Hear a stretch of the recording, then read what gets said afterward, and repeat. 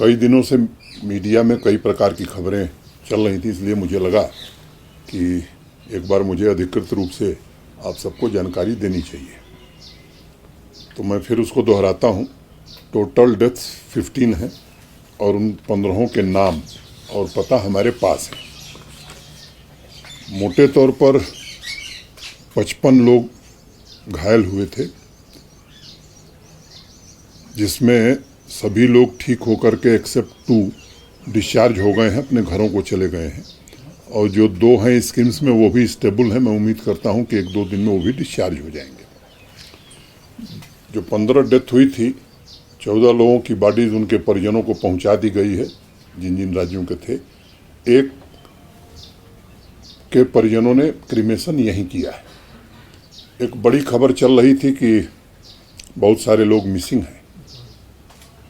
मोटे तौर पर उस समय जो हेल्पलाइन नंबर श्राइन बोर्ड का था या प्रशासन का था, उस पर 200 कॉल्स आई थी। 3-4 दिनों तक उनको ट्रैक किया गया। किसी का मोबाइल बंद था, किसी। तो आज की तारीख में हमारे पास सभी राज्य सरकारों से हम निरंतर संपर्क में हैं। जैसे अखबारों में खबर छपी कि आंध्र प्रदेश के 37 लोग लापता हैं। मेरे पास वो पत्र है आंध्र प्रदेश के रेजिडेंट कमिश्नर का, जिसमें उन्होंने कहा है कि 35 लोग हमारे मिल गए हैं और जो 2 नहीं थे उनके नाम मैं आपको बताता हूं, जी सुधा और पार्वती, ये भी आइडेंटिफाई हो गए। तो आज की तारीख में मैं ये बात कह सकता हूं कि सभी राज्य सरकारों के प्रिंसिपल रेजिडेंट कमिश्नर से यहाँ तक कि किसी व्यक्ति के बारे में जानकारी हुई तो वहाँ के डीसी या डिस्ट्रिक्ट मजिस्ट्रेट से भी हम लोगों ने बात की है।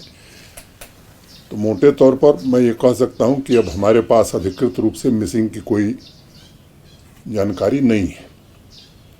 रेस्क्यू ऑपरेशन चल रहा था और मोटे तौर पर वो समाप्त हो गया है। कोई डेड बॉडी उसमें नहीं मिली। मुझे बकरवाल पौनी वाला होते हैं, उनमें से किसी की मृत्यु हुई या कोई मिसिंग है? लोकल्स की बात नहीं, कोई मिसिंग नहीं है, कोई डेथ नहीं हुई है। 1-2 लोगों को चोट लगी थी, जिनका इलाज हुआ, वो वापस घर चले गए। सर, क्या ऐसा कुछ है कि पवित्र गुफा के पीछे कोई वाटर बॉडी डिटेक्ट हुई है जिस पर काम? अब ये जानकारी मुझे नहीं है, हमारे इंजीनियर्स को नहीं है, देश के विशेषज्ञों को नहीं है। किसी को है तो मैं कह नहीं सकता हूँ। मैं कुछ विशेषज्ञों को लगा करके इसका अध्ययन कराने का फैसला किया है।